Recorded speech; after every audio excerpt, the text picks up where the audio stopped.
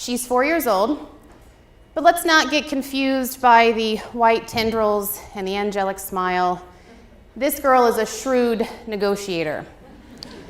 One of her many, many schemes is to convince us to let her reserve something for later if we won't let her have it in the moment. She'll ask for a cookie. The answer is no. She'll nod respectfully, ringlets bouncing, and she'll ask for the same thing in a slightly different way. Can she put a cookie on the kitchen table? When we ask why she wants to do that, she says that perhaps later, if we're being a bit more reasonable, the answer will be yes, and if it is, the cookie will be ready for her. This is surprisingly effective. At any given time in our house, the kitchen table is littered with objects and treats over which my child is in current negotiations. And yet by bedtime, the table is always magically cleared of clutter. She's an example for women everywhere, especially my young female students. When I first took a faculty position, I didn't take into account or really prepare for what's become the most substantial and most rewarding aspect of this job, which is mentoring women. All these individual talks I've had with them, I've seen some common themes emerge, things that they're all struggling with. In general, the women that speak to me are in the middle of a negotiation. And I don't mean a salary negotiation, but we go over and over how they deserve at least equal pay. I mean they're in the middle of a life negotiation. They're negotiating for the life they want. Now, it's humbling to me that students in my general age bracket come to me with some life advice, but they come to me because I'm an expert. Well, I gave birth to an expert. My daughter has taught me 3 very effective negotiating strategies I pass on to my students as they negotiate for the life they want. The first of these strategies is that one choice does not eliminate another. My daughter doesn't see how negotiating for a cookie now in any way makes her ineligible for a popsicle later. And yet, an hour after she's eaten the cookie, when she's strong-arming us for the popsicle, she's truly baffled when we explain to her, you've already made your choice. She doesn't see how one choice ever eliminates another. And yet my students believe if they pursue a certain degree or they take a certain job, they've made a choice that's rendered them ineligible for any other choices. All of my students that come speak to me are multifaceted. They have lots of skills, lots of things they could see themselves doing. One student in particular was in my office a few weeks ago going over her career path in the nonprofit sector. But then she was also lamenting that she couldn't also be an artist in New York. And when I said, why can't you? She said, well, those 2 choices, they don't make sense together. So she's going to have to make one choice at the expense of the other. We've had that drilled into our heads that you have to make a choice, the choice. Choose a major, select a career, pick a small dot far off on the horizon and spend your entire life aiming at it. Now, my 4-year-old daughter would find that line of thinking ridiculous, and I tend to agree. As a faculty member at the university, I help run a graduate program that prepares students to be leaders in the public and nonprofit sector. I believe in what I do. I love what I do. But my path to this job wasn't a straight line headed at a small dot. It wasn't a single choice I made in the distant past. Unlike most academics, my job wasn't even in my career plan so much as 5 years ago.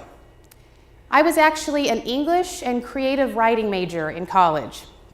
Now, there's a choice I think some people questioned at the time, especially my parents, but I chose what interested me. And even though my graduate work and my research and my subsequent faculty position are in an entirely different field from English, writing is still part of my career. Writing is my career. I'm a creative nonfiction writer and an author.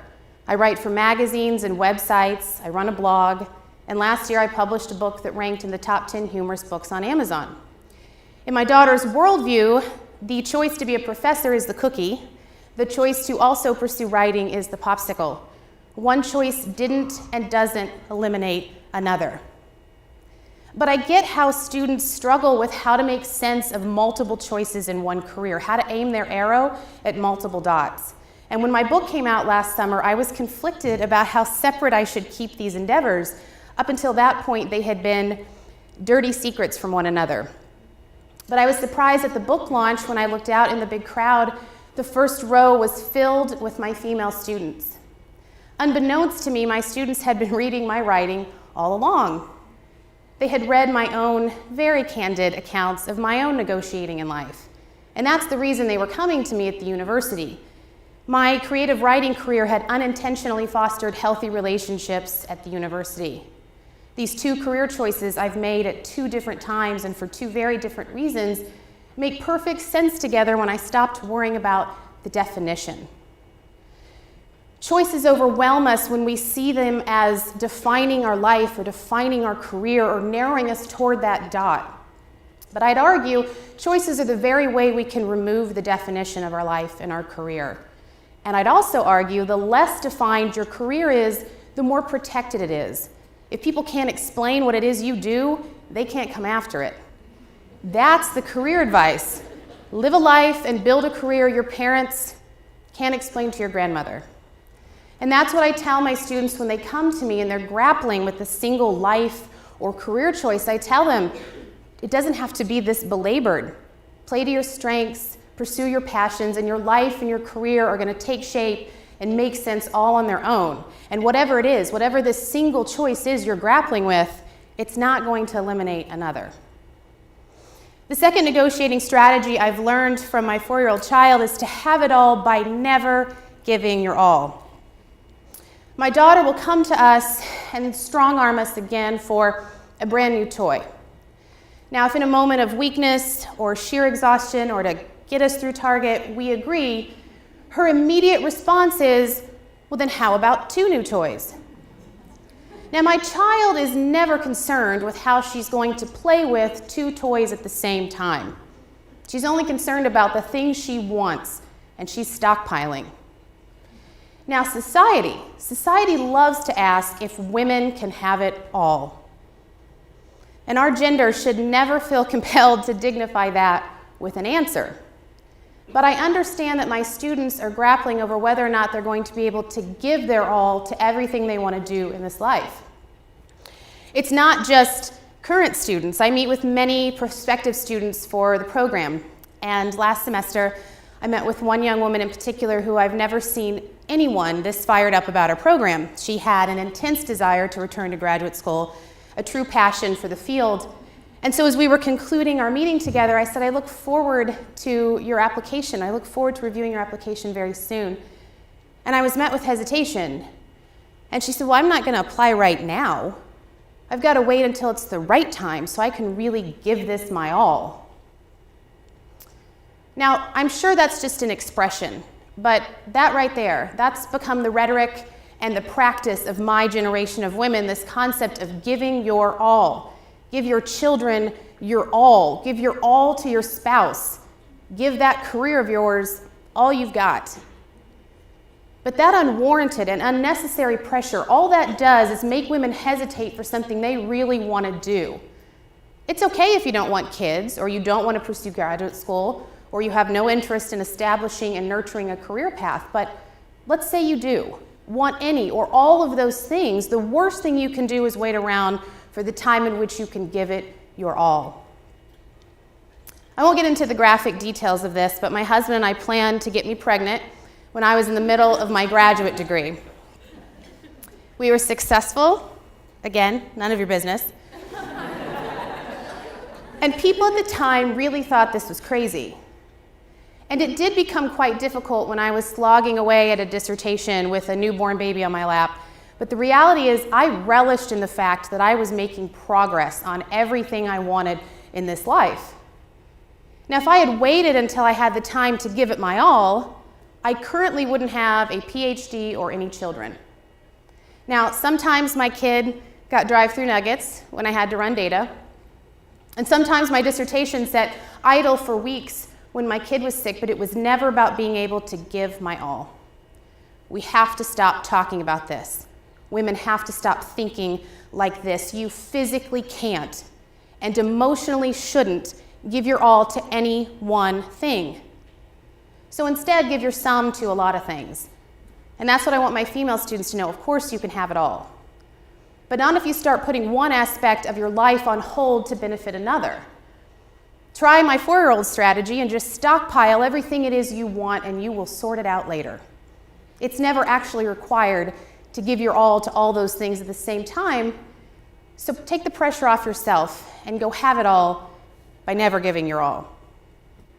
The final negotiating strategy I've learned from my 4-year-old child is don't confuse your wants with someone else's. I was cautioned when my second daughter was born that my oldest would become very jealous. All of a sudden, my oldest would have to compete for resources that had once been solely available to her. Everything I read and every seasoned mother warned me of how competitive siblings can be, especially girls. So I braced myself when my youngest daughter was born for sibling rivalry and female competition. Don't let this picture fool you. There were certainly times that they were competing for my attention. But as they grew together, I came to see they weren't really competitors. So my oldest daughter doesn't care anything about this little red dinosaur we have until she would see her younger sister want to play with it. And then my oldest would become immediately entrenched in a cutthroat battle over something she doesn't care about. She would look at her sister and assume she wanted the same thing. She was confusing her wants with someone else's. Now, I saw how my older daughter reconciled this in her head one day. We were in the playroom, and the youngest child was playing with a red dinosaur, and my 4-year-old looked around and realized, hey, all the other toys are up for grabs. And so from that point forward, as best a 4-year-old can, she stopped confusing her wants with someone else's. Now, it's not a new concept to hear that women can be competitive with one another. I certainly strongly believed that women were competitors. It was just part of my conditioning in junior high. But over the years of mentoring women and watching my 2 daughters get along better than anticipated, I've come to see that we aren't really in competition with each other. Because a competition implies we're vying for the same goal, mutually and equally engaged in a competition over the exact same thing. Now, I know a lot of women. I'm friends with women. I teach women. I'm raising 2 little women. I see women walking around, and I've never once seen 2 women try to do the exact same thing. Not once. Even all of my female students who are in the same age bracket and are pursuing the same specific degree program, none of them have the same career goals or life aspirations. I mean, we rarely have 2 women running for president in the same election year, and even then, it's never on the same side. No 2 women are ever trying to do the exact same thing. So if we're not vying for the same goal, we're not competitors. So what are we doing? We're comparing. And comparing is a very different and much more dangerous thing, because comparison creates arbitrary metrics for your life and your success, and it puts arbitrary deadlines for when those things should happen. I had a student in my office a few semesters ago. She had just started the program, and she came to me and said in no uncertain terms she had to start the program and get out in record time. Whatever the quickest way out, I needed it. When I asked her why she wanted to do that, wanted to speed the process up, she said she had to graduate so she could have kids by the time she's 30. Now, I didn't have her full medical chart in front of me, so I don't quite know where that pressure was coming from, but I can argue that it's probably from looking around at her circle of friends or in society and putting an arbitrary deadline on your life, confusing your wants with someone else's. When I first became a mother, I was out of my element. And my parenting in that first year was based solely on what I saw other mothers doing. One mother in particular, who's fantastic, talked endlessly about the benefits and the importance and the sheer joy of making her own organic baby food. My interpretation of this at the time was, well, if I wanted my child to have a shot at Harvard, I was going to need a hand mixer. So that first year of parenting, despite being in a doctoral program and an adjunct professor and a new mom, you could find me at home for hours on end, ignoring my child, in the kitchen, elbow deep in farmer's market squash. Sautéing it, pureeing it, blending it, pouring it, serving it up to my 6-month-old who would immediately spit it out in disgust. I'm not a terribly great cook. But I would start that process over and over because this was important. Now, one day I was at the grocery store, and I don't know if I just don't ever look around, but guess what I saw?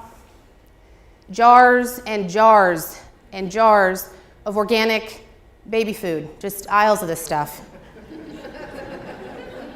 And I picked it up and I looked at the baby on the label, a very happy, well-adjusted looking, Harvard-bound baby. And I thought, wait, what am I doing? What I was doing was spending an inordinate amount of time on something that was never a priority for me. Like my oldest child, I looked around at other mothers and I immediately became entrenched in something I have never cared about. There is not a distant version of myself that couldn't wait to blend avocado and rhubarb in a BPA-free container. I don't even like to cook. But I was comparing myself to these other mothers, and it set me up for failure because, as I said before, these women didn't have the same goals as I did, not in parenting and not in life.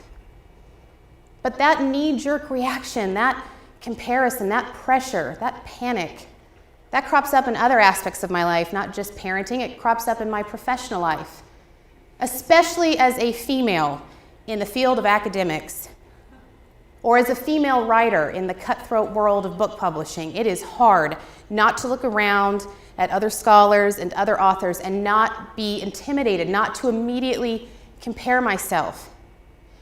Did you know my book is in the same category as Mindy Kaling's and Tina Fey's? That's rough. But I've got to remember why it is I wrote my book, what my plans were with my life. I can't get bogged down in this comparison because I will look around and I will confuse my wants for someone else's. We're all negotiating for the life we want, what we're willing to give and what we need to get.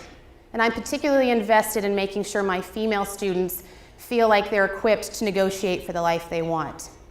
And when they come to me, I hope that my advice is helpful. I hope that our conversations are productive. But the truth is, I'm just borrowing the advice I give to them because I'm relying on the wisdom of my demanding, opinionated, negotiating daughter at home, begging for a cookie to put on the kitchen table until later.